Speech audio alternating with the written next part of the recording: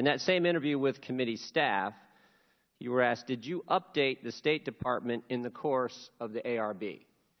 You replied, quote, shortly after we interviewed Ms. Lamb, Charlene Lamb, I initiated a call to Ms. Mills to give her a heads up because at this point, Ms. Lamb was on the list to come over here to testify.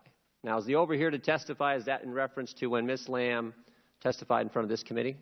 In October. In October? Yes, sir. Okay.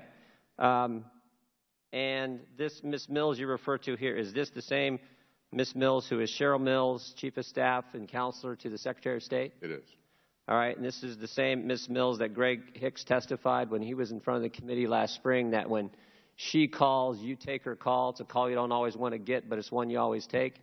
That's the same Cheryl Mills we're talking about? Except that that's what you say he's... Later in that same response to the committee's question about you updating the State Department in the course of the ARB, you said this. So initially, I gave Ms. Mills, Cheryl Mills, Chief of Staff, Counselor to the Secretary of State, a heads up.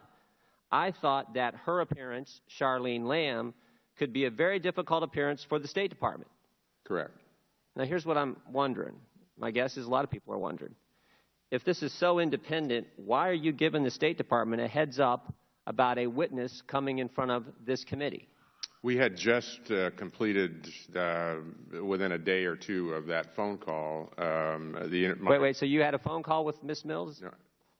That we're talking yes, about? I mean, I think that's what my statement said. Okay. But no, we had just completed the interview with Ms. Lamb, and as someone who... Well, that raises an important question.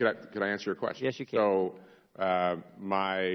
someone having run a department and spent many, many times trying as a leader of a department to... Let me ask you, my time is winding down fast. Let me ask you this. Let me ask you this, Admiral. Let me answer this, would you please? Well, let me ask you this, because this is important. The ARB was formed on October 3rd, correct? Correct. All right.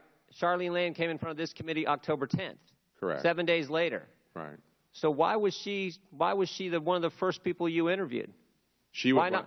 She was one of the first people interviewed because she was the one in control of diplomatic security decisions. How did you know she was on the list? Who told you she was testifying in front of Congress? It was public knowledge that she That's usually not made public till a few days before. Well, by the time I knew it. So what day did you interview? What day did you interview Charlene Lamb? Do you know?